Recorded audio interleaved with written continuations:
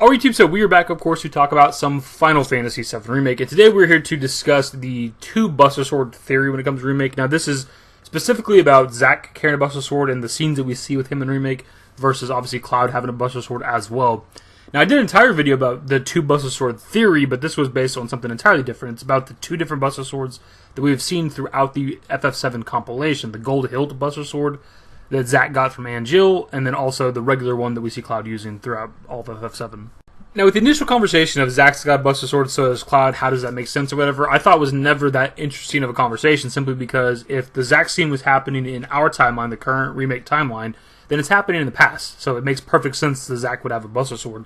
And then if you also add in the conversation of maybe the Zack scene's happening in a different timeline, right, then it makes perfect sense that he has a Buster Sword, because it's a completely different timeline than our own. This is maybe a timeline where Cloud never inherited the Buster Sword, so Zack still has it. Makes perfect sense. Now, the discussion gets more interesting once we factor in the integrated ending, because now we're seeing Zack still with the Buster Sword, past his death point, the cliff outside of Midgar. We're not seeing Cloud anywhere, we don't know what's going on with him, but the main takeaway from this segment is that we're seeing Zack still with the sword, past the point where he would have initially passed it on to Cloud. There's also the conversation that maybe us defeating the Whispers did alter the timeline and change stuff, that's how Zack survived, shit like that, right? But that because our characters were inside the singularity when that happened, we weren't affected by the changes, which is why when we come out into this world, two Buster Swords can exist.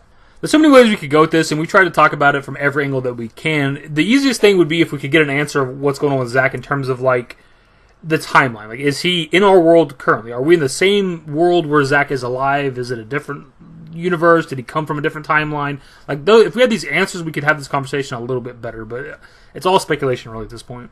And I'm not saying that as in I want Square Enix to just outright tell us what the hell's happening, because it's going to be a big reveal. Whether it's our timeline, him hopping from a different timeline, him being saved in the past, whatever it all is, it's going to be some sort of major reveal. Obviously, they don't want to just give that away. You're going to have to play part 2 or 3 or whatever it is that's going to give us the answer.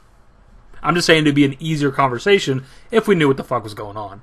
So the conversation today that I thought was pretty interesting, Reddit posted scene, of course, November Riot, pretty active member over on the Remake subreddit, pointed out how in Advent Children, whenever Cloud is talking to Zack, he has the Buster Sword with him, even though we know it's not the actual Buster Sword, because we see it earlier in Advent Children. It's stuck in the cliff overlooking Midgar where Zack had died at.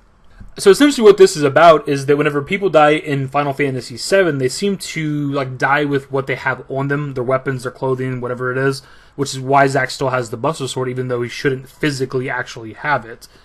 So this would further the conversation when it comes to Remake, if you look at the ending of episode Integrate, that maybe Zack is still dead. If you're of that belief, this is kind of evidence to support that to some degree. It would explain why Zack has the Buster Sword, but also so does Cloud, because maybe he's a spirit and he died with that sword, which is why he still has it. And the evidence to support Zack potentially being dead is that the people within the church, in case you haven't heard this before, people within the church at the end of episode Integrate, or maybe spirits that haven't made it to the live stream yet. Also, when he opens the door, the blinding white light behind him, which is very reminiscent of Advent Children. Now look, I don't know if I think that Zack is dead when it comes to Remake. I don't know what I believe anymore. We've talked about so many goddamn theories. There's so many floating around in my head, I don't even know what I want to believe anymore. There is an interesting idea, though, for Zack being dead, that maybe like we get to follow his journey of him like accepting his death, accepting that he is dead, and maybe trying to help our group from beyond the grave. Similar to what Aerith did, right? Aerith helped us, even though she was dead in the original FF7 by the end of it. She helps, garner up the live stream to help Holy defeat Meteor or whatever. And maybe Zack can do something as well. If he's kind of between like life and death in limbo or something, maybe he can still help our group or something. There's something there that's interesting. I don't know if that's what I want, but it could be cool. With Zack Fair being potentially my favorite Final Fantasy VII character overall, there is probably more part of me that wants him to be alive and have that reunion with Aerith, maybe before tragedy strikes her, potentially. I don't know. Like, maybe things could be different for Remake. There's part of me that does want them to like have an actually happy ending, happy relationship. And you could argue that them both dying and going to the live stream and being together forever is the happy ending, and maybe that will happen with Remake.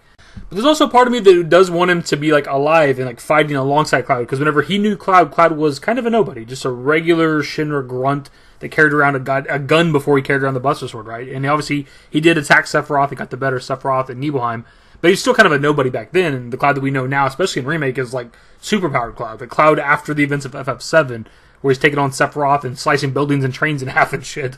Like, it'd be cool to have them fight side by side, I think. I don't know. So while they reunite the romance with Aerith, they could also reunite the bromance with Cloud. Now, it's important to take note of that regardless of whether or not you believe that Zack is or isn't alive, there is evidence that supports the Zack scenes being different from remake scenes themselves, and it's the wooden cross inside the church with the episode intermission ending. Now, of course, this is a topic that we had an entire video dedicated towards. I recommend watching it if you haven't yet. The TLDR on it is there's a wooden cross in the Zack ending. That wooden cross actually exists in the original Final Fantasy VII on PlayStation. Does not exist in base game remake when you're walking around the Sector 5 church in Chapter 8, I think it is. That cross either isn't there or it's now a stone cross.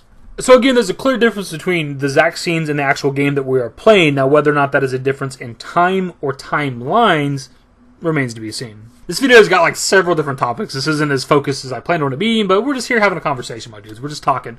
So with the idea that in the FF7 universe, if you die, you kind of have the items you have on you whenever you die. We've physically seen Zack pass the sword off to Cloud, but he still has it in the afterlife. Does that to you add any credibility to the idea of Zack being dead still in the remake timeline? Or, of course, are you in the other group and hope that he is alive and we get more story with him in the real world, not the afterlife, and he gets to meet all these other Final Fantasy VII characters that he's never got to meet before? Either way, dudes, that's the video. Hopefully you enjoyed it. Give it a thumbs up. Subscribe to the channel if you guys only want to see more Final Fantasy VII Remake content. Turn on notifications. Follow me on Twitter, dashingdavidYT, and my Discord. Links to post Snowbox are in the description and in the outro. Later, guys. Used to care what people thought, but now I care more, and nobody out here's got it figured out. So therefore, I've lost all hope of a happy ending, depending on whether or not it's worth it. So insecure, no one's perfect. We spend it with no shame. We blow that like Coltrane. We in here like Rogaine or leave it like Cobain.